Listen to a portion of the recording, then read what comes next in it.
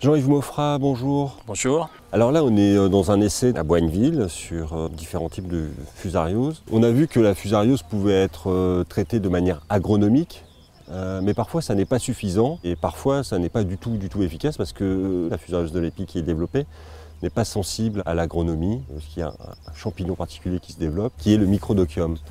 Est-ce que vous pouvez nous expliquer quel est l'objet de cet essai sur le microdochium? De temps en temps, on a une flore particulière sur épi, donc Fusarium graminearum effectivement fréquemment. Et certaines années, donc il y a 2 années très typées, c'est 2007-2008, où on a des pluviométries très importantes en juin, donc froid, humidité. Et on a un autre champignon qui se développe naturellement sur épi, c'est Microdochium. Donc il y en a 2, il y a Microdochium majus et Microdochium nivalé. Donc Microdochium majus est aujourd'hui le plus fréquemment isolé. Et dans nos essais, on contamine donc avec Majus sur toutes les parcelles. Un Majus qui est résistant aux strobilurines et résistant au benzimidazole, donc le thiophanate méthyle en l'occurrence ici. Donc aujourd'hui, on s'interroge sur l'intérêt des strobilurines sur épi. Les années précédentes, on avait vu un effet négatif sur la qualité sanitaire lorsqu'on utilisait des strobilurines. Donc les strobilurines étaient tellement efficaces sur Microdochium qui a laissé passer un petit peu de Fusarium graminearum qui lui est toxinogène. Donc tout compte fait, lorsqu'on utilisait des mycotoxines, on avait une qualité sanitaire qui se dégradait. Donc on les avait bannis un certain temps, mais le champignon maintenant devenant résistant à ces strobilurines, on n'a plus cet effet négatif. Donc on regarde différentes strobilurines pour voir si c'est toujours vrai ou si ça a changé. Donc en l'occurrence, il y a quelques produits maintenant de type dimoxystrobine, fluoxastrobine. On dit qu'il n'y a plus d'effet négatif sur la qualité sanitaire, donc on peut de nouveau les utiliser sur épi. On s'interroge encore sur 2 autres strobilurines qui sont la Mistar avec l'azoxystrobine et la Canto avec la picocystrobine. Et les résultats qu'on avait eus, ne serait-ce que l'an dernier, montraient qu'il y avait encore un effet dépressif sur la qualité sanitaire pour ces molécules.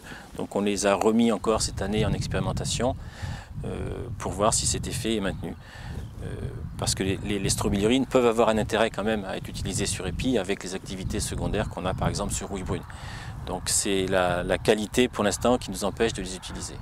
Donc pour vous montrer ici l'Horizon, qui est le produit, le tébuconazole, produit très utilisé sur Fusarium graminearum, on voit que l'efficacité est relativement faible. Beaucoup d'épis sont contaminés par rapport au témoin qui est à côté, il ne fait pas beaucoup mieux. On a ici un produit sous numéro. À mes yeux, il est nettement supérieur. Qu'est-ce que c'est comme produit? Là, on parle Horizon. Ça veut dire que là, vous avez fait un essai avec quelle molécule et quel dosage? Donc, il y a des molécules effectivement spécifiques pour graminearum, type tébuconazole, metconazole, thiophanate méthyle. Inversement, sur Microdochium, il y a plutôt, on va dire quasiment que 2 matières actives qui ont vraiment un intérêt. C'est le prothioconazole, qui a également un intérêt sur graminearum. Et une autre, c'est le prochlorase. Donc les produits utilisés en floraison, on va prendre souvent un produit qui est actif sur graminearum et compléter éventuellement sur Microdochium. Donc il y a des produits tout formulés qui associent les 2 triazoles ou qui rajoutent du prochlorase type pyros sur des traitements en végétation lorsque le mélange est possible bien sûr.